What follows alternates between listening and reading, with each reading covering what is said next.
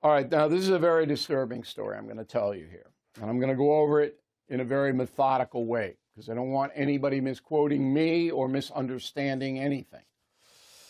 Columbia University in New York City is perhaps the most anti-Jewish school in the world, not counting the Arab nations themselves. This is a virulently anti-Israel, anti-Jewish school. Not sure exactly why, but it's been that way for decades. They recruit people at Columbia, uber liberal college, okay? And they recruit people who don't like Israel and Jews to teach there.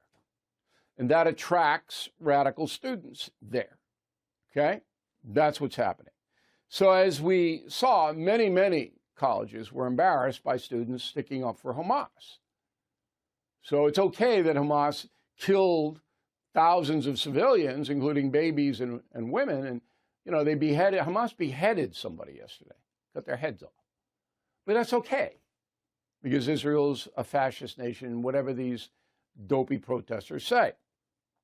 So 167 professors at Columbia University, that's a lot, wrote a letter. I'm going to quote one paragraph from the letter. In our view, the student statement supporting Hamas aims to recontextualize the events of October 7th, 2023, pointing out that military operations and state violence did not begin that day, but rather it represented a military response by a people, the Palestinians, who had endured crushing and unrelenting state violence from an occupying power for many years, unquote. It's Columbia University professors, 167 of them. Well, number one, it wasn't the Palestinian people who went in and murdered the Jews. It was Hamas, the terrorist organization, which has been designated that. Okay? So that's number one.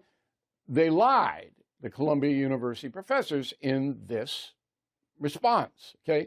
Number two, recontextualize means a revision of the truth.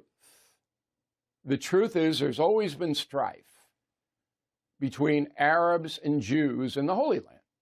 For 2,000 years, there have been strife there. And there have been atrocities on both sides. That's the truth. And here's another truth.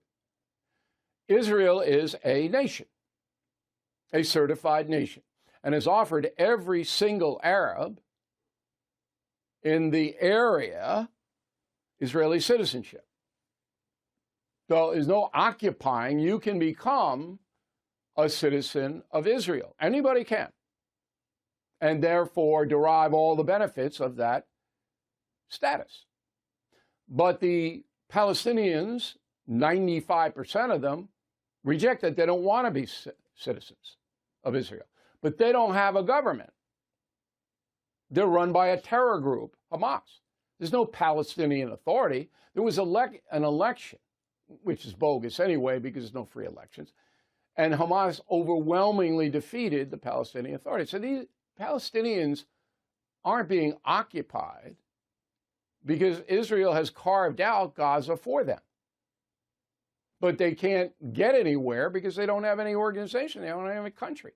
It's run by terrorists. So all of the billions of dollars sent to help the Palestinians don't go to the people. It goes to Hamas to buy their rockets. All right? Qatar sends billions of dollars to Palestine. People don't get it. Now, Hamas has set up medical facilities and some food distribution points, but there's no structure there. And if you don't do what Hamas wants, you'll lose your life. They'll kill you. Okay?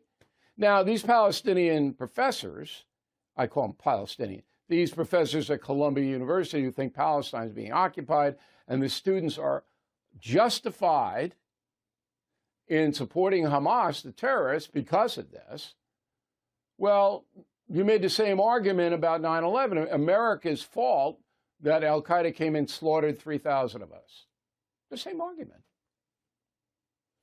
So this is just vile. I don't know how Columbia University survives after this. I certainly wouldn't send anybody there. I mean, it's an Ivy League, and you got problems at Harvard, you got problems at Yale, you got problems all over the Ivy League now because they recruit far left professors and administrators.